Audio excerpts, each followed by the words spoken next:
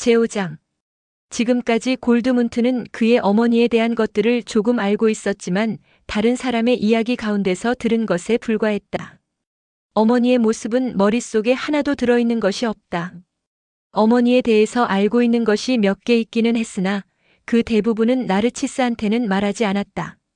어머니라는 것은 그런 것에 대해서 이야기해서는 안 되는 무엇이었다. 수치스런 일이었다. 어머니는 댄서였다. 품위는 있었으나 좋지 못한 이교도 출신의 아름답고 야성적인 여인이었다. 골드문트의 아버지는 그 여인을 가난과 굴욕 속에서 구출해 주었다고 늘 이야기했다. 그 여인이 이교도인지 아닌지 몰랐기 때문에 아버지는 어머니에게 세례를 받게 하고 종교를 갖게 했다. 그러고는 결혼식을 하고 존경을 받을 만한 여인으로 만들어 놓았다. 어머니는 몇 년 동안 얌전하게 질서 있는 생활을 꾸려갔으나 지난날의 생활 습관이 다시 머리에 떠올랐음인지 추문을 일으킨다.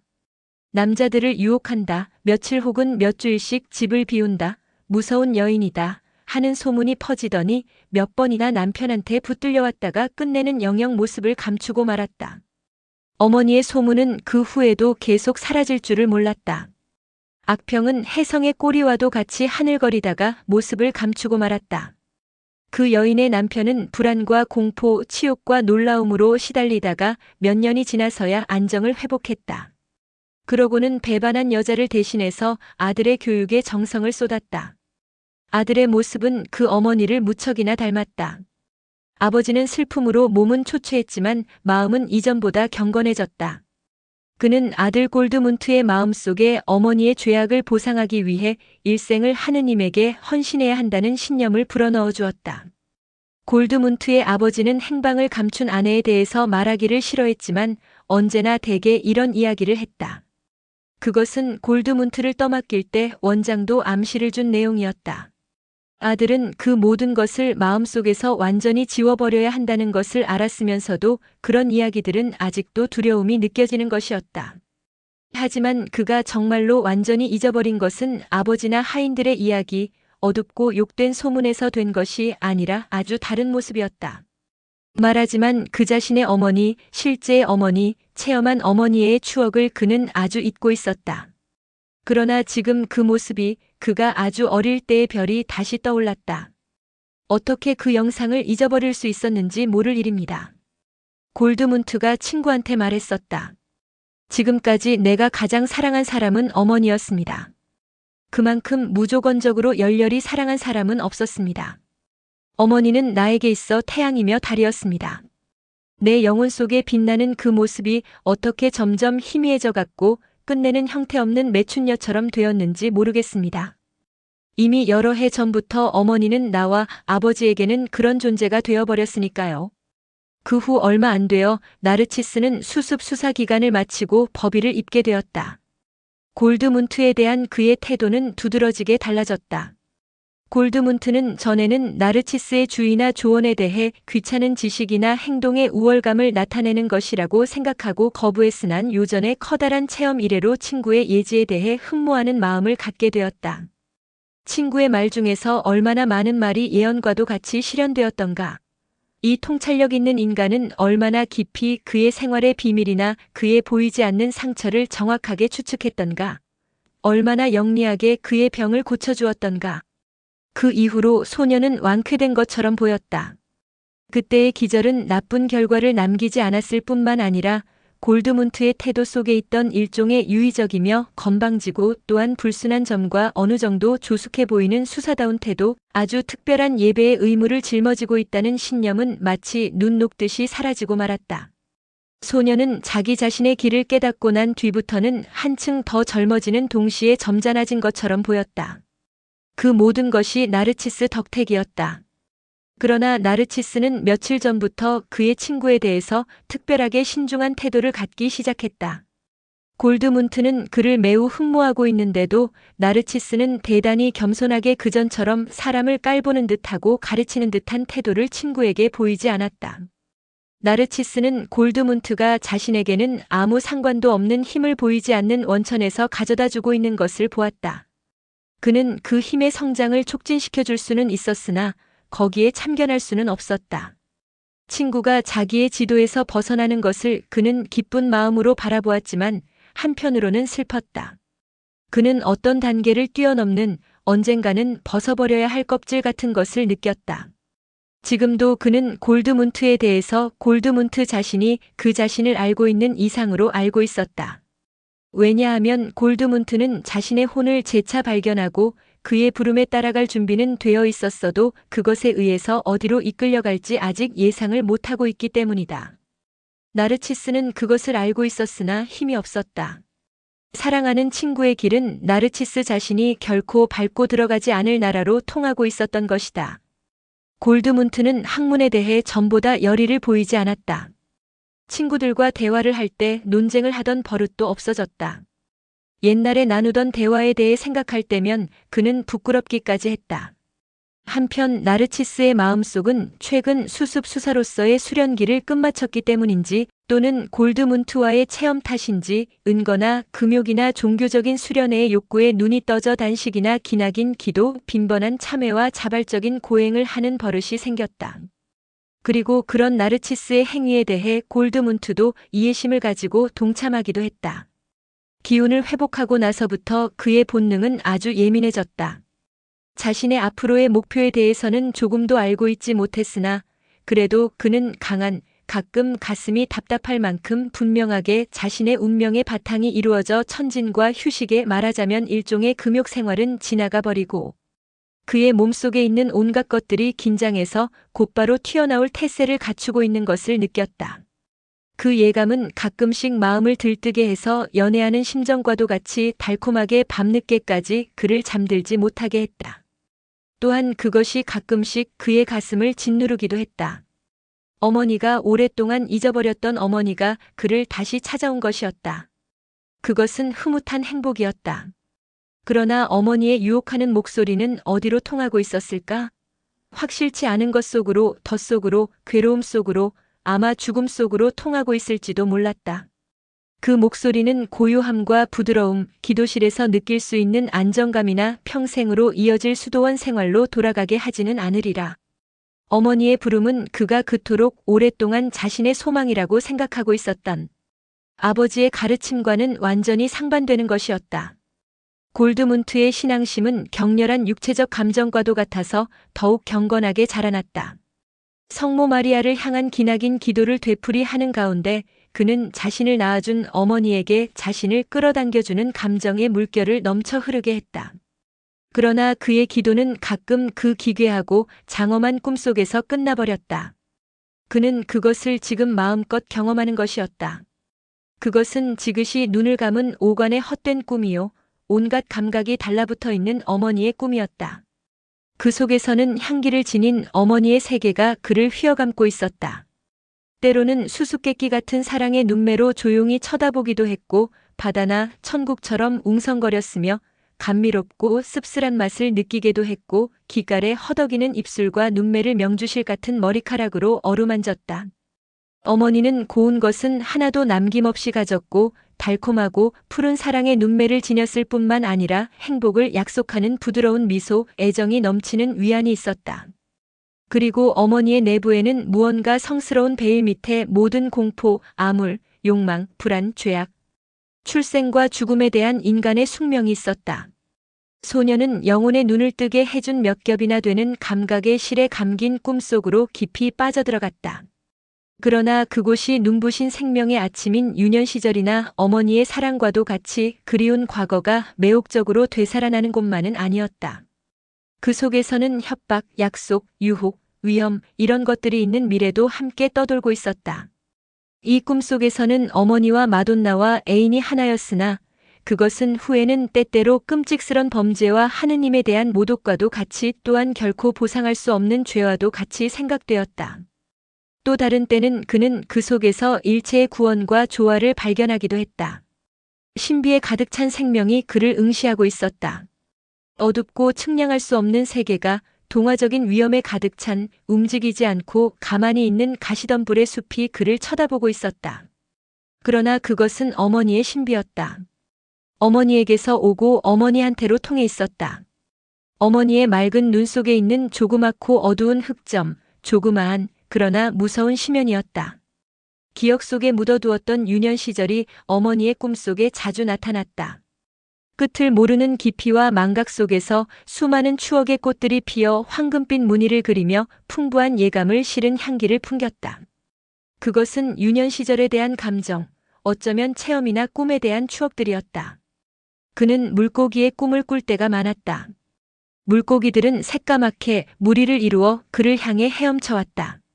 차갑고 매끄럽게 그의 내부로 헤엄쳐와서는 재빨리 지나갔다. 그것들은 보다 아름다운 현실로부터 행운의 소식을 가지고 오는 심부름꾼처럼 왔다 갔다 꼬리를 치다가는 그림자처럼 사라지고 소식 대신에 새로운 비밀을 남겨주었다. 종종 그는 헤엄치는 물고기나 날아가는 새의 꿈을 꾸었다. 물고기와 새는 자신이 만든 창작물이었다. 자신의 호흡처럼 자신이 마음 내키는 대로 자신이 조종하는 대로 움직였다. 자신의 눈초리나 생각처럼 그에게서 방사하고 그의 안으로 들어왔다. 그는 때때로 정원에 대한 꿈을 꿀 때도 있었다. 동화 속에서나 나움직한 나무들과 엄청나게 큰 꽃들과 깊고 검푸른 동굴이 있는 기괴한 뜰이 나타났다.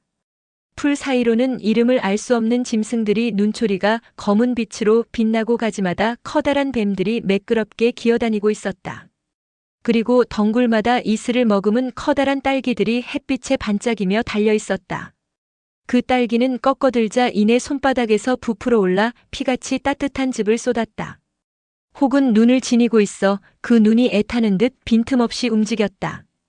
그는 더듬거리며 어느 한 나무에 기대어 가지를 하나 휘어잡았다. 그러자 줄기와 가지 사이에서 뒤얽힌 두툼하고 곱슬곱슬하게 달라붙어 있는 털이 보이기도 했고 느껴지기도 했다. 어느 날 그는 자신에 대한 꿈을 꾸기도 하고 그와 같은 이름의 성자에 대한 꿈을 꾸기도 했다. 골드문트, 즉 크리소스토모스가 꿈속에 나타나서 황금으로 말을 하자 그 말들이 작은 새떼들처럼 무리지어 날개를 파닥거리며 날아가 버렸다. 어떤 때는 이런 꿈도 꾸었다. 그는 커서 어른이 되었으나 어린아이처럼 땅바닥에 주저앉아 앞에다 흙을 쌓아놓고 어린애처럼 그것을 가지고 조그만 말이나 황소 혹은 조그만 남자나 여인 같은 형상을 빚고 있었다. 그는 그런 행위가 재미있었다. 동물이나 사나이들에게는 우스꽝스럽도록 성기를 크게 만들었다. 꿈속에서는 그것이 매우 익살맞게 보였다. 마지막에는 그 장난도 실증이 나서 앞으로 나섰다. 그러자 자기 뒤쪽에 어떤 살아있는 것이 무슨 소리도 나지 않는 큼직한 것이 가까이 오는 느낌을 받고 그는 뒤를 돌아다 보았다. 순간 놀라움과 공포와 기쁨의 감정이 복잡하게 교차했다. 거기에는 조그만 점토 형상들이 커다랗게 변해 있었다. 그 커다란 거인들은 묵묵히 행렬을 지어 그의 곁을 지나 점점 커지다가 마침내는 거대한 탑처럼 우뚝 솟더니 속세로 들어가고 말았다. 그는 현실 세계에서보다도 꿈의 세계에서 더 많이 생활했다. 강당, 수도원의 뜰, 도서실, 침실, 예배당 등 현실의 세계는 껍질에 불과했다. 이 현실 세계는 꿈에 충만된 초현실적인 형태의 세계 위에서 벌벌 떨고 있는 얇은 껍질이나 다름없었다. 이 얇은 껍질에다 구멍 하나 뚫는 것은 아무것도 아니었다. 따분한 수업 시간에 들려오는 그리스어의 음향 속에서 느껴지는 어떤 예감에 충만된 것, 식물 채집을 하는 안젤름 신부의 약초 주머니 속에서 풍기는 향내의 물결, 아치형 창문이 기둥 위로 불쑥 솟은 돌기둥의 담쟁이 덩굴, 그런 보잘것없는 자극들이 현실 세계의 표피를 뚫고 평화롭고 메마른 현실이 뒤편에 저 영혼의 사납게 날뛰는 형상 세계의 심연과 경류와 은하수를 풀어 헤쳐놓기에 충분했다. 라틴어의 머리 글자 하나가 어머니의 향기로운 얼굴이 되었다. 성모를 부르는 길게 끄는 기도 소리는 천당으로 가는 문이 되었다. 그리스어의 잠오는 달리는 말이 되고 똑바로 선 뱀이 되더니 그것은 몰래 꽃잎 밑으로 사라져버리고 문법책에 두꺼운 표지가 나타났다. 그는 이러한 꿈에 대해서 좀처럼 이야기하지 않았다. 단지 몇 번 나르치스에게 이 꿈의 세계에 대한 암시를 했을 뿐이었다. 어느 날 그는 말했다. 나는 꽃잎 한 개나 길 위에 조그만 벌레 한 마리가 도서실 전체의 모든 책보다도 훨씬 더 많은 이야기를 하며 더 많은 내용을 갖고 있다는 생각이 듭니다. 문자나 말로서는 아무것도 말할 수가 없습니다. 나는 가끔 델타라든지 오메가라든지 하는 그리스 문자에 어떤 것을 씁니다. 펜을 약간 돌리기만 해도 문자는 꼬리를 치며 고기가 되어 대뜸 세상에 크고 작은 냇물에 온갖 시원한 것이나 눅눅한 것이나 호메로스의 대양이나 베드로가 걸어다닌 물로 생각되기도 합니다. 혹은 그 문자는 새가 되어 꼬리를 치기도 하며 깃을 고추 세우기도 하고 몸을 부풀리는가 하면 웃으며 날아가 버리기도 합니다. 나르치스 선생님, 당신은 그런 문자를 그다지 별난 것이라고는 생각하지 않겠지요? 그러나 그런 문자로 하느님은 세계를 쓰셨다고 나는 말하고 싶습니다. 그것은 나도 대단한 거라고 생각해. 나르치스는 슬픔에 잠겨 말했다. 그것은 마법의 문자일세. 그 문자를 가지고 어떠한 악마라도 불러낼 수가 있단 말이야. 물론 학문을 하는 데만은 적합하지 않지. 정신은 고정된 것을 형성된 것을 사랑하는 법이니 그 기호에 신뢰심을 갖기 바라네. 또 생성되는 것이 아닌 존재하는 것을 사랑하고 가능한 것이 아닌 현실의 것을 사랑하지. 오메가라는 글자는 뱀이나 새가 되기를 용납치 않아. 정신은 자연 속에서는 생존할 수 없는 까닭이지. 정신은 자연을 거역하고서야 자연의 반대물로 생존할 수가 있어. 골드문트, 이제 내가 결코 학자가 될 수 없다는 것을 믿을 수 있겠지? 정말 그 말대로 골드문트는 오래전부터 그것을 믿고 있었으면서 그것에 동의하고 있었다. 나는 당신들의 정신으로 향하는 학문적인 노력을 조차 공부하려고는 생각지 않습니다. 빙긋 웃으며 골드문트는 계속 말했다.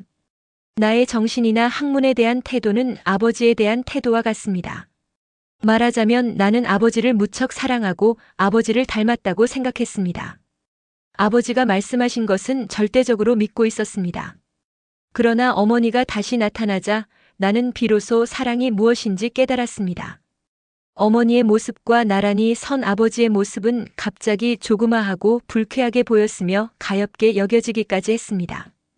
지금 나는 모든 정신적인 것을 부정적인 것, 모성적이 아닌 것, 모성에 적대되는 것이라고 보며 또한 그것을 어느 정도 경시하는 영향을 가지게 되었습니다. 그는 농담 비슷하게 말했으나 친구의 슬픈 얼굴을 밝게 해줄 수는 없었다. 나르치스는 잠자코 그를 쳐다보았다. 그의 눈초리는 일종의 애무처럼 보였다. 드디어 그가 말했다. 내가 하는 말을 잘 알겠어. 이제 논쟁이란 불필요한 거야. 너는 눈을 떴어. 지금은 너 자신도 너와 나의 차이를, 어미의 혈통과 아버지의 혈통 사이의 차이를, 영혼과 정신과의 차이를 인식했다. 결국 이제는 수도원에 있어서의 내 생활이나 수사의 생활을 지향하는 내 노력이 잘못이었다는 것을, 그리고 그것이 너의 아버지의 생각이었다는 것을 인식하겠지? 너의 아버지는 그것에 의해서 너의 어머니를 기억을 씻게 하든가 그렇지 않으면 최소한 어머니한테 복수만이라도 해보겠다는 결심이었을 것이다. 그렇지 않다면 한평생 수도원에 있는 것이 너의 천명이라고 여전히 믿고 있지는 않겠지? 골드문트는 친구의 우아하면서도 섬세하고 수척한 흰 손을 바라보며 생각에 잠겼다. 그것이 금욕주의자의 손, 학자의 손이라는 것은 누구도 의심할 수가 없었다. 나는 모르겠습니다. 그의 어조는 노래를 부르듯 더듬거리며 하나하나의 음절에 오래도록 머물렀다. 조금 전부터 그는 그런 투로 이야기했다. 나는 정말 모릅니다. 당신은 나의 아버지에 대해서 냉혹한 판단을 내리고 계십니다. 아버지는 큰 슬픔을 겪으셨습니다. 그러나 이 점에 있어서는 당신의 말이 정당할지도 모릅니다.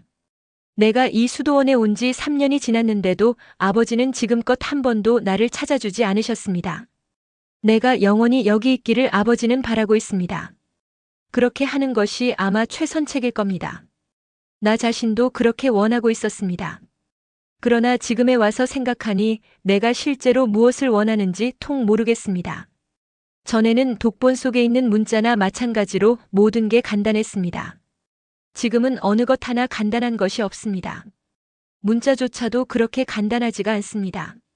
온갖 것이 많은 의미와 얼굴들을 갖게 되었습니다. 내가 어떻게 되었으면 좋을지 모르겠습니다. 지금은 그런 것을 생각할 수조차 없습니다. 생각할 필요는 없을 거야. 나르치스가 말했다. 너의 행로가 어디로 향하게 될지 꼭 알게 될 거야. 너의 행로는 너를 어머니에게 데리고 가기 시작했어. 너를 어머니에게 더욱 가깝게 해줄 거야. 그러나 너의 아버지한테도 지나치게 냉혹한 판단을 내리지는 않는다. 너는 아직도 아버지에게 돌아가고 싶은 거야? 안 해요. 나르치스. 절대로 그렇지 않습니다. 하지만 학교를 마치자마자 곧 그렇게 할 겁니다. 혹은 지금 당장이라도. 왜냐하면 나는 학자가 되지 않을 것이므로 라틴어나 그리스어, 수학 같은 것은 지금으로도 충분합니다. 하지만 아버지에게로 돌아가고 싶지는 않습니다. 생각에 잠겨 먼 곳을 쳐다보고 있다가 갑자기 그는 소리쳤다. 대체 당신은 무엇 때문에 자꾸 내 마음속을 비치고 나를 나 자신에게 분명하게 해주는 것과 같은 그런 이야기를 하고 질문을 던지는 겁니까? 지금도 또 아버지에게 가고 싶으냐? 안 가고 싶으냐 하는 당신의 질문이 내가 가고 싶지 않다는 것을 갑자기 내가 확신시켜 주었습니다. 어째서 그런 짓을 하십니까?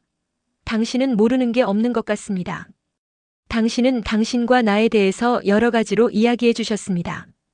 그 이야기는 듣는 순간에는 잘 알아듣지 못했지만 나중에 가서 매우 중대하게 되었습니다. 나의 혈통은 어머니 쪽이라고 말씀하신 이는 당신이었습니다. 내가 어떤 마력의 지배를 받고 있으며 유년 시절을 망각하고 있다는 것을 발견하신 것도 당신이었습니다. 어째서 당신은 인간을 그다지도 잘 아십니까? 그것을 나도 배울 수는 없습니까? 나르치스는 빙그레 웃으며 고개를 저었다.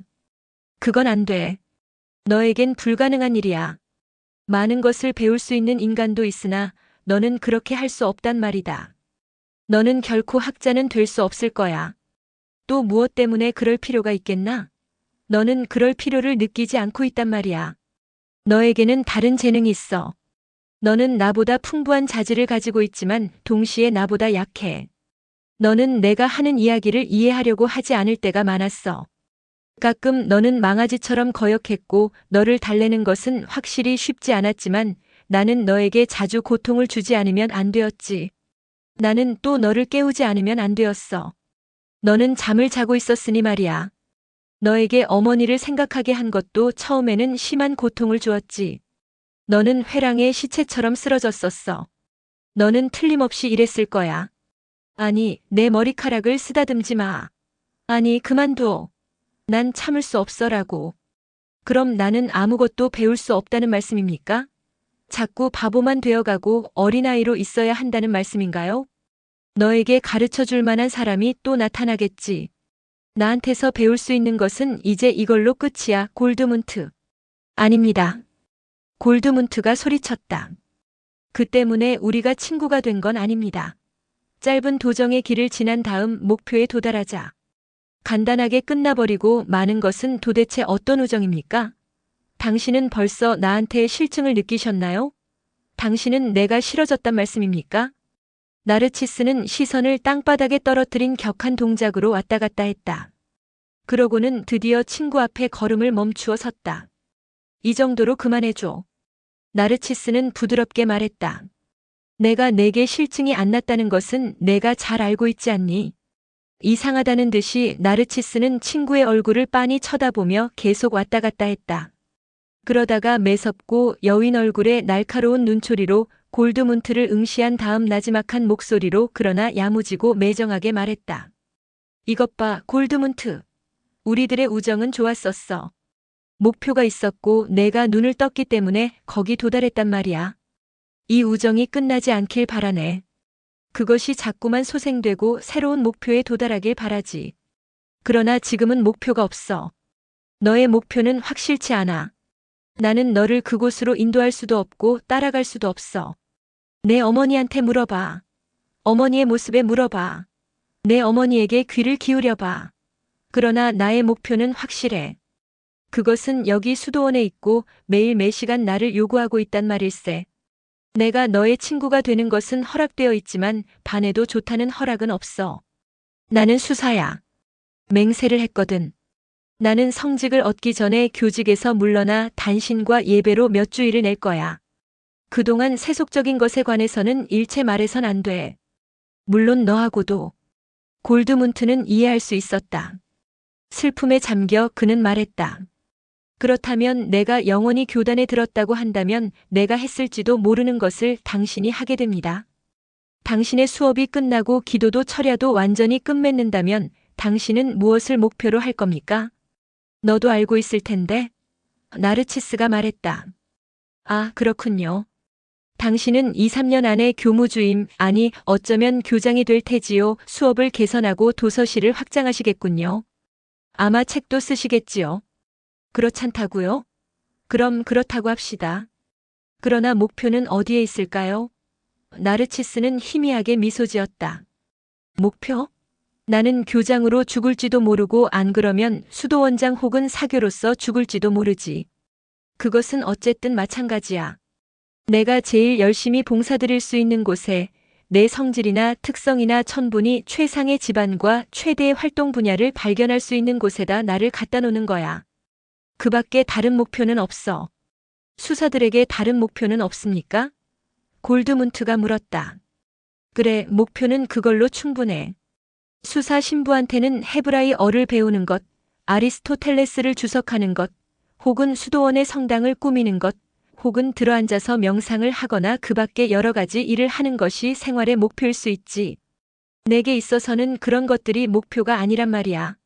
나는 수도원의 재산을 늘리려 한다거나 교단과 교회를 개혁하려거나 하지는 않아. 나에게 가능한 범위 내에서 내가 이해하려는 대로 정신에 봉사하려는 것뿐, 그 밖에는 아무것도 바라지 않는단다. 목표란 바로 이런 것을 말하는 게 아닐까? 골드문트는 오랫동안 그 대답을 음미해 보았다.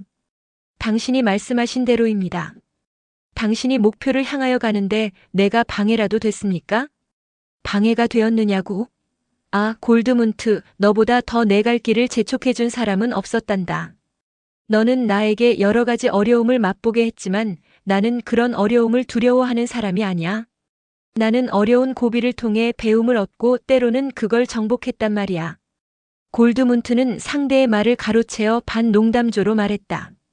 당신은 아주 훌륭하게 어려움을 극복하셨습니다.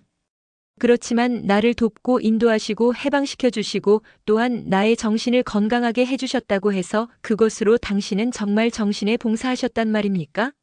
아마 당신은 그것으로 열의가 있고 선한 마음을 가진 한 사람이 수사를 수도원에서 빼앗고 정신에 대해서는 한 사람의 적을 당신이 좋다고 생각하는 것과는 정반대의 것을 행하고 믿고 노력하는 적을 하나 만들어낸 셈이 될 겁니다.